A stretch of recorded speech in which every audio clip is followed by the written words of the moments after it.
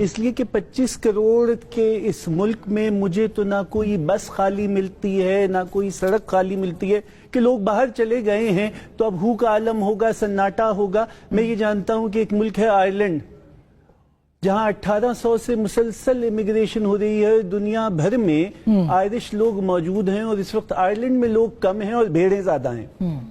مجھے تو ایسا کوئی پاکستانی شہر نہیں ملا کہ جس میں گدھے زیادہ ہوں اور پاکستانی نوجوان کم ہوں۔ مجھے تو کوئی ایسی نوکری نہیں ملی جس کے لیے بے بہا لوگوں نے اپلائی نہ کیا ہو۔ دیکھیے 25 کروڑ کا ملک ہے۔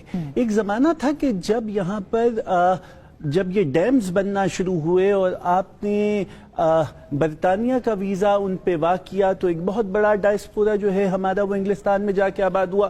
آپ نے تو نہیں کہا برین ڈرین ہو گیا۔ پھر ہمارے ہاں ایک دبئی چلو مہم 74 میں چلی تھی ذوالفقار علی بھٹو صاحب کی، جس کو ہم نے اپنی اقتصادیات کا سنہرا دور کہا تھا کہ اس کی بنا پہ ہمارا بہت زیادہ جو بیرون ملک پاکستانی ہیں وہ زر مبادلہ بھیجتے ہیں، جس سے ہمارے بجٹ میں خاطر خواہ اضافہ ہوتا ہے۔ ہم نے تو نہیں کہا برین ڈرین ہو گیا۔ ثاقب مجھ سے بہتر جانتے ہیں سن 2000 کی ابتدا میں وہ ایک H1 ویزا شروع ہوا تھا اور بے بہا لوگ جو ہیں اس میں جایا کرتے تھے، اور یہاں بہت ادارے کھل گئے تھے کہ جو اس کی سرٹیفیکیشن کرا کے دیتے تھے جن کی بنا پہ ویزا لگتا تھا۔ ہم نے تو نہیں کہا برین ڈرین ہو گیا۔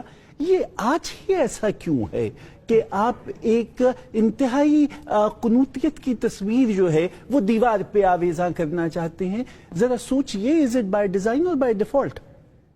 آپ کے خیال میں by design? It is by design 100%۔ دیکھیے آپ اور میں انتہائی متوسط طبقے کے لوگ ہیں، ہم دونوں UET لاہور میں تھے اور آپ اس وقت پنجاب یونیورسٹی کی شعلہ بیاں مقرر تھیں جن کو سننے کو ہم صف بستہ کھڑے ہوا کرتے تھے۔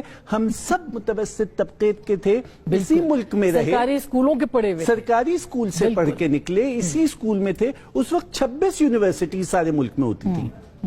اسی زمین کی خاک میں ہاتھ ڈالا اور وہ سونا بن گئی۔ بالکل، پروردگار عالم نے اسی کی خاک کو ہم نے ماتھے پہ لگایا، وہ افشاں بن کے دمک رہی ہے۔ بالکل، یہی مٹی ہے جس نے ہمیں اس مقام پہ پہنچایا۔ آج 126 یونیورسٹی سے آج آپ اتنے زیادہ تعداد میں لوگ جو ہیں، وہ بہت اچھی بات ہے۔ اگر انہیں بین الاقوامی دنیا قبول کر رہی ہے تو بہت عمدہ بات ہے۔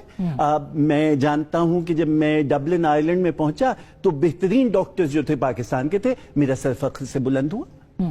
ہم بہت زیادہ خوش ہوتے ہیں کہ نارتھ امریکہ میں ایک اپنا نام کی آرگنائزیشن ہے کہ جو آج امریکہ کی سیاست میں ایک اہم مقام پیدا کر رہی ہے۔ برطانیہ میں بے تحاشا پاکستانی ڈائسپورا کے لوگ ممبر پارلیمنٹ ہیں، تو کیا آپ اس کو ایز اے سکسیس سٹوری لیں گے؟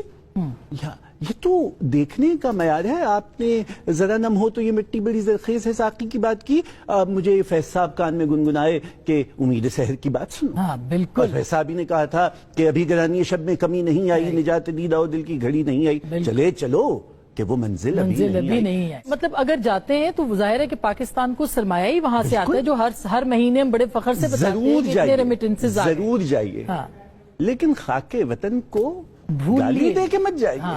درست بات، تہمت لگا کے ماں پہ جو دشمن سے داد لے، ایسے سخن فروش کو مر جانا چاہیے۔ بالکل۔